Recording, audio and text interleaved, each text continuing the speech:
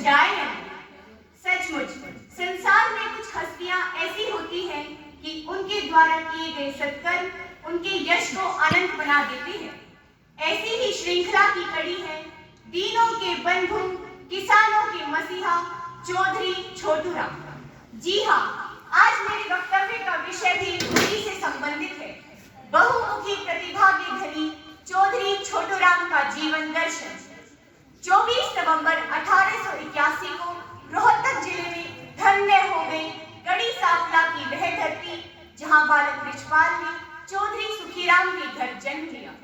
भाइयों में सबसे छोटा होने के कारण प्यार से नाम पड़ा छोटू।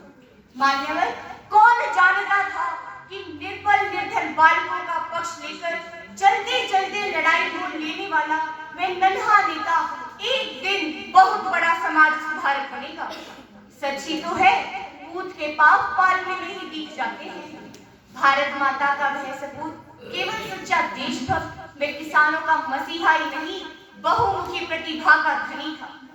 वे सच्चे कर्मयोगी, संघर्षशील, कानूनविद, पत्रकार और साहित्यकार थे। उनकी वाणी में ओज व लेखनी में कमाल का जादू था।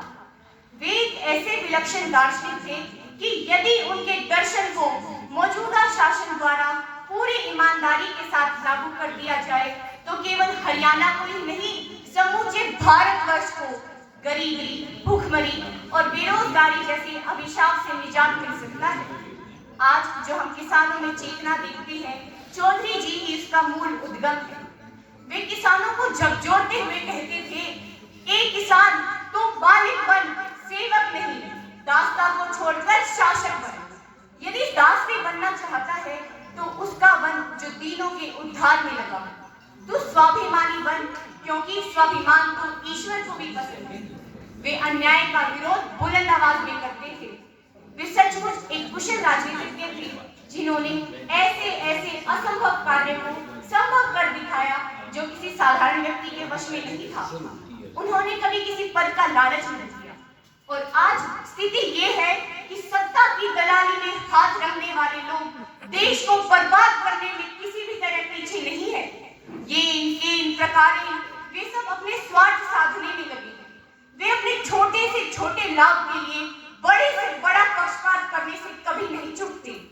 यह सब देख मैं सोचने पर विवश हो जाती हूँ, बर्बाद गुलिस्तान करने को, बर्बाद गुलिस्तान करने को बस एक ही उल्लू काफी है। अंजाम गुलिस्तान क्या होगा, हर शाख पे उल्लू बैठा है। मान्यवर, यदि यही स्थिति रही हमारे देश के कर्णधारों की तो क्या होगा इस देश का भविष्य। आज आवश्यकता है वैचारिक परिवर्तन की, कलुषित मानसिकता को बदल डालने की और चौधरी जी के जीवन अनुभव रत्न को अपनाने की। वे सचमुच किसानों के मसीहा और अन्याय के प्रबल विरोधी थे। संघर्षशील, कर्मठता और सच्ची लगन जैसे गुण उनमें कूट कूट कर भरे थे।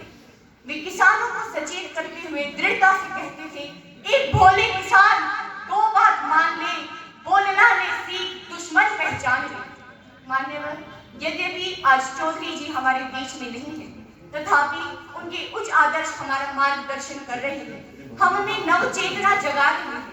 आज हम सबका यहाँ एकत्र होने का औचित्य तभी है जब हम चौधरी जी के जीवन अनुभव रत्नों को अपनाकर अपने जीवन को सार्थक बनाएं। अंत में मैं अपने शब्दों के साथ अपनी वाणी को विराम देते हुए चौधरी जी की गाथा हम आज भी गर्व से गाते हैं।